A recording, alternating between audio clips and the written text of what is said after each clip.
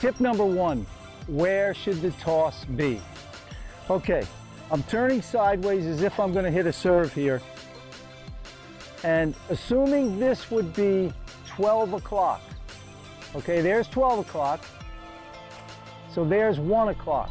That's where you want your toss, out here at 1 o'clock to the peak of your reach, okay? And in front. 1 o'clock, peak of your reach, and in front. A good toss will land anywhere from 2, 3, 4, 5 feet inside the baseline because you want to be leaning in as you're hitting your serve.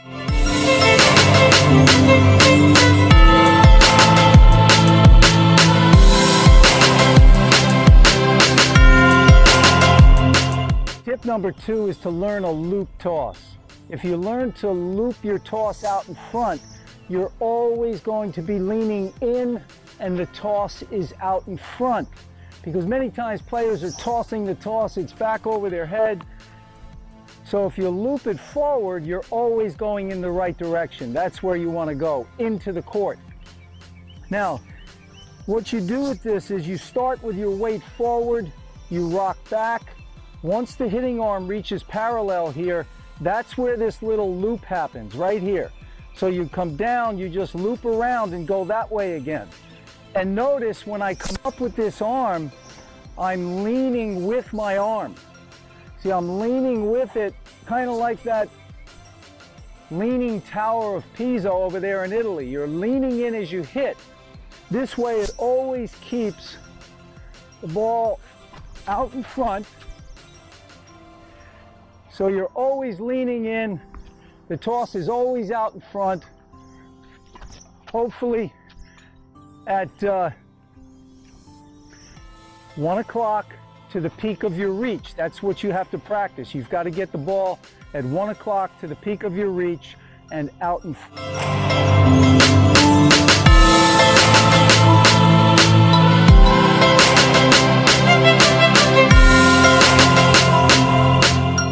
Okay, why do I say toss to the peak of your reach? You know, I see guys on the tour, on the women's side, men's side as well, they toss the ball super high. But when you toss the ball out of your reach, you have to wait for the ball to come down. As the ball is dropping, it's picking up speed at the rate of gravity. So if let's just say this is as high as I can reach right now. Now, if I toss the ball way up here, I have to wait for it to come down to here before I can hit it. Now, if the ball's up here, the ball stops in midair, then it starts to drop at the rate of gravity, but as it's dropping, it's picking up speed.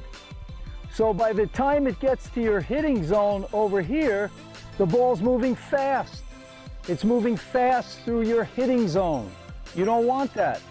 Now, if you just toss to the peak of your reach, let's say the racket right now is at the peak of my reach. If I just toss the ball to here, the ball stops in midair for that split second. Then it starts to drop at the rate of gravity, but it's dropping slower here. So it hasn't picked up speed yet. So it stops there, starts to drop, it still hasn't picked up speed. It's been proven when you toss to the peak of your reach, this is a proven fact, you actually have 10 times more time to hit the ball. And many times, you know, I'll hear a friend of somebody out there having trouble with their serve and they'll say, toss it higher, as if tossing higher is the cure for everything. It's not. Okay, so the only thing I'm concentrating on right now is hitting the ball at the peak of the reach. When the ball stops for that millisecond in midair, before it starts to drop, that's when I want to hit it. Okay, here we go. Right at the peak.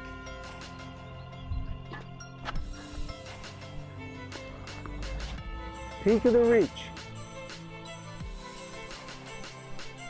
Okay, a couple of things to notice here. The toss is out in front at that 1 o'clock. And I'm leaning in right now, you'll see as I fall in on the finish. So that's the peak of the reach right there.